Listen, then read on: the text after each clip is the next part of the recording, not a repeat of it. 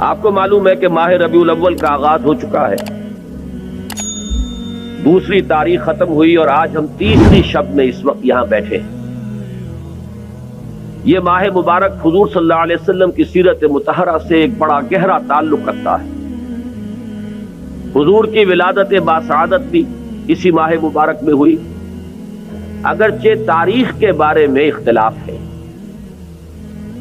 حضور کا انتقال بھی اس ماہ مبارک میں ہوا، اور وہ متفق علیہ تاریخ ہے 12 ربیع الاول اصل میں حضور کا یوم وفات ہے، اور اکثر محققین کی رائے یہ ہے کہ آپ کا یوم ولادت جو ہے وہ 9 ربیع الاول ہے۔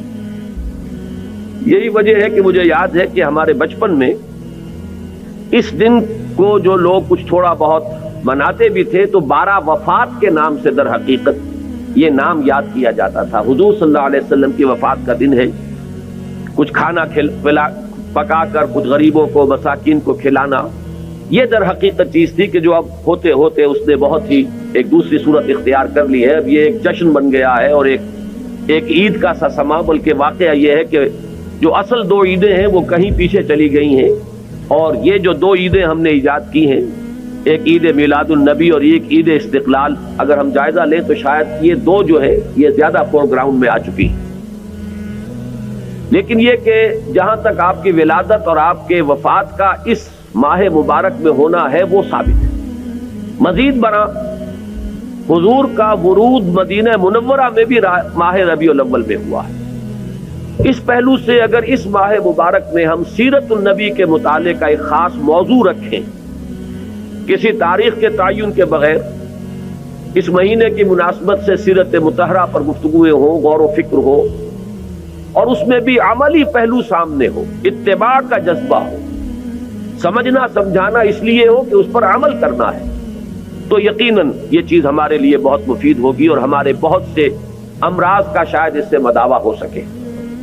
یاخذون بسنتہ ویقتدون بامرہ ثم انہا تخلف من بعدہم خلوف۔ پھر ہمیشہ یہ ہوتا، ہر نبی کا جاننے والوں میں، پہچاننے والوں میں، ماننے والوں میں ہوا ہے، امت محمد بھی مستثنیٰ نہیں ہے۔ یقولون ما لا یفعلون ویفعلون ما لا یؤمرون۔ یہاں نوٹ کیجئے کہ وہ کہتے وہ تھے جو کرتے نہیں تھے، اور کرتے وہ تھے جس کا حکم نہیں۔ عید میلاد النبی کیا حضور کا حکم ہے؟ کیا اس کا کوئی ثبوت صحابہ سے ہے؟ کیا ہم صحابہ کے مقابلے میں حضور سے زیادہ محبت کرتے ہیں؟ لیکن تھا کہ معاملہ ما لا یؤمرون، جس چیز کا حکم ہوا نہیں اس پر عمل ہو رہا۔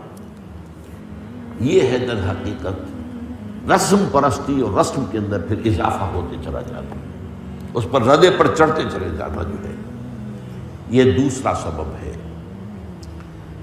اور اس کا ایک نتیجہ جو نکلتا ہے وہ اسی پر بات ختم کروں گا، اگرچہ ایک اور حدیث جو ہے اس موضوع پر بہت اہم ہے۔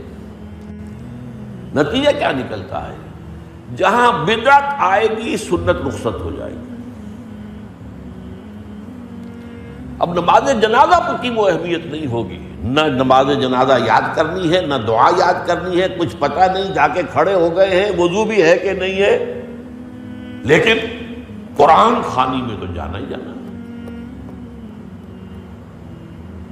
یہ کیوں ہوتا ہے؟ ورنہ یہ کہ نماز کی اہمیت ہوتی، نماز جنازہ کی، آپ اگرچہ عربی نہیں آتی لیکن ترجمہ تو اس دعا کا یاد کر لینا کوئی مشکل کام نہیں ہے۔